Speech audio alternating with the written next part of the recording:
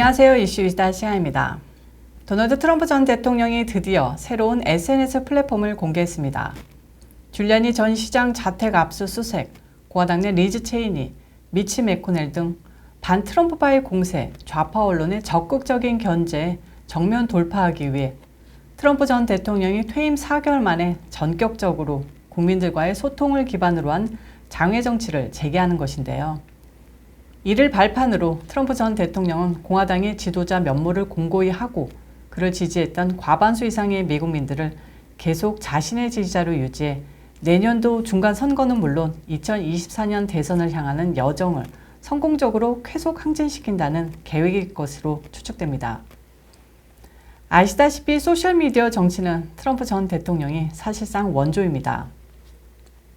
요즘에는 정치인들이 트위터나 페이스북 등 각종 온라인 플랫폼을 통해 자신의 정치 행보와 각종 이슈에 대한 견해를 밝히는 게 당연시 됐는데요. 트럼프 전 대통령이 이런 소셜미디어 정치를 시작할 때만 해도 애들 노는 것에 그런 일거수일투족 올려서 못하겠다는 거야 하며 한심하게 바라보는 주류 정치인들의 시각이 적지 않았습니다. 하지만 막상 트럼프식 소셜미디어 정치가 엄청난 힘을 발휘한다는 사실이 알려지면서 너도 나도 앞다퉈 소셜미디어에 자신을 홍보하는 사례가 늘었는데요. 이런 시류를 이용한 것은 빅테크 기업들이죠. 트위터는 한때 페이스북이나 인스타그램에 밀려 망하기 직전까지 갔었는데 트럼프 전 대통령의 소셜미디어 정치에 힘입어 신규 가입자나 유령 가입자들의 활동이 수직 상승해서 기사 회생했다는 것은 유명한 이야기입니다. 그런데 이것들이 배신을 하고 지난 의회 난입 사태를 전후해 트럼프 전 대통령의 계정을 다 정지시켜버렸죠. 아직까지 계정을 풀어준 곳이 단 한 곳도 없습니다. 이건 사실상 한국식으로 말하자면 야당 정치인에 대한 유례를 찾아볼 수 없는 우회적 탄압이나 마찬가지입니다. 좌파식 빅테크식의 독재의 전형이라고 할 수 있겠죠. 이런 상황에서 트럼프 전 대통령은 퇴임하자마자 새로운 소셜미디어 플랫폼을 구상했는데요. 어제 공개된 새로운 플랫폼은 웹사이트 형태로 주소는 www.donaldjtrump.com/desk입니다. 이 플랫폼의 제목을 번역하면 도널드 트럼프의 책상에서부터입니다. 중간에 아무도 서지 않고 트럼프 전 대통령의 날 것 그대로의 생각과 행동을 지지자들에게 곧바로 전달하겠다는 의지이겠죠. 지지자들은 트럼프 전 대통령이 자신의 사이트에서 메시지를 보낼 때 다른 소셜미디어 플랫폼의 기능과 마찬가지로 알림을 받기 위해 가입할 수 있는데요. 폭발적인 관심과 호응이 이어지고 있습니다. 특히 페이스북과 트위터에 트럼프 전 대통령의 플랫폼 메시지를 공유할 수 있는 버튼이 있어서 플랫폼을 사용하지 않는 이들에게도 쉽게 전달될 수 있을 것으로 기대됩니다. 트럼프 전 대통령은 현재의 침묵과 거짓의 시간에 자유의 등대가 섰다. 자유롭고 안전한 언도가 보장될 곳이 바로 여기다라며 이 플랫폼을 소개했습니다. 이 플랫폼은 정치 캠페인, 전문 테크놀로지, 뉴클리어스를 기반으로 트럼프 전 대통령의 대선 참모 브래드 팔스케일이 총괄 제작한 것으로 알려졌습니다. 아직까지 플랫폼은 일방향 소셜미디어로 사용자들이 댓글을 올릴 수 없게 되어 있는데요. 차차 업그레이드 되길 기대합니다. 제이슨 밀러 선임 고문은 이번에 웹사이트 소셜미디어 플랫폼은 트럼프 전 대통령의 생각과 행동을 전달하는 것으로 가치가 있으나 머지않아서 더욱 훌륭한 소셜 플랫폼을 공개할 것이라고 밝혀 또 다른 기대를 모으고 있습니다.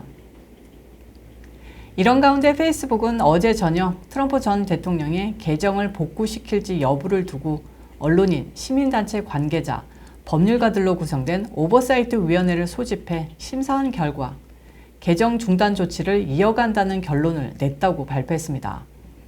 트럼프 전 대통령의 새로운 플랫폼 공개에 이어진 발표라 더욱 분통이 터지는 뉴스인데요. 다만 페이스북이 지난 1월 발표한 영구정지 조치는 지나치다며 6개월이라는 한시적 계정 정지를 명령하고 그 다음 또 한 번 위원회 회의를 열어 계정 복귀 여부를 결정한다고 밝혔는데요. 더 기분 나쁜 게 지네들이 판사입니까? 무기징역을 징역 6개월로 감형한다. 뭐 이런 뜻인가요? 트럼프 전 대통령을 죄인 취급하는 것 같아 상당히 기분이 나쁩니다. 이 같은 결정에 대해서 공화당과 트럼프 전 대통령 지지 세력들은 모두 어이없다는 반응입니다. 마샤 블랙번 연방 상원의원은 extremely disappointing, 너무나도 화가 난다, 불쾌하다고 밝혔고요. 짐 조던 의원은 독점 여부에 대한 조사가 이루어지고 있는 페이스북은 산산조각이 나야 한다고 말했습니다. 이번 페이스북의 결정은 다시 한번 현 시대 빅테크 기업들의 위치와 영향력에 대한 생각을 하게 만드는데요. 빅테크 기업들이 누가 어떤 발언을 해도 되고 하면 안 된다는 결정을 할 수 있다는 것은 과연 헌법의 조항, 언론과 발언의 자유를 억압시키는 것이 아닌가 하는 문제입니다. 그들이 좋아하는 진보적, 좌파적, 정치적 올바름을 추구하지 않는 게시물들을 맘대로 지을 수 있다면 빅테크의 소셜미디어가 지난 80, 90년대의 공중파 방송을 거의 대체하다시피 하고 있는 현 시대에서 그 당시보다 훨씬 지독한 언론 탄압을 하고 있는 것과 마찬가지인데요. 이건 진보, 보수, 좌파, 우파를 떠나서 함께 머리를 맞대고 생각해야 하는 문제이지 싶습니다. 자유가 사라진다면 공상과학 영화에서 나오는 디스토피아적인 미래는 바로 곧 찾아올 수 있기 때문입니다. 저희 이슈 이스타도 이곳 유튜브라는 소셜미디어를 이용해 여러분과 연을 맺었고 지금까지 성장해 왔는데요. 가끔씩 광고 제한 조치가 걸릴 때마다 내가 뭘 잘못했지? 심한 표현을 썼나? 너무 과격했나?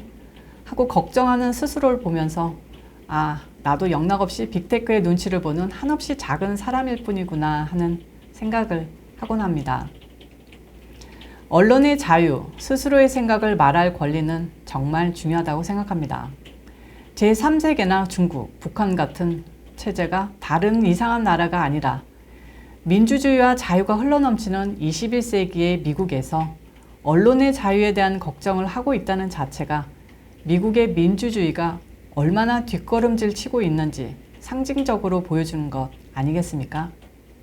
좌파들은 똑똑히 알아야 합니다. 미국의 민주주의를 퇴보시키고 있는 것은 트럼프 전 대통령이나 그의 수천만 지지자들이 아니라 빅테크를 움켜준 좌파 엘리트들과 그들이 도구로 사용하는 BLM, 안티파, 각종 진보단체의 순진한 사회주의자들인데 말이죠. 오늘 발언의 수위가 좀 지나쳤는데 광고가 붙나 안 붙나 한번 시험해 보겠습니다.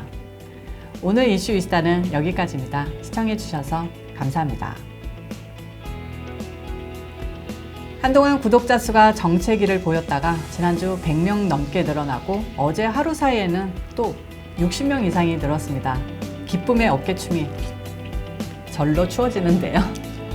그리고 이슈 이스타도 처음부터 끝까지 시청해 주셨으리라 믿고 아직 구독 안 하신 분 구독 눌러주시고요. 좋아요도 덤으로 꾹꾹 눌러주시고요. 하루 잘 마무리하시고 내일 또 찾아뵙겠습니다.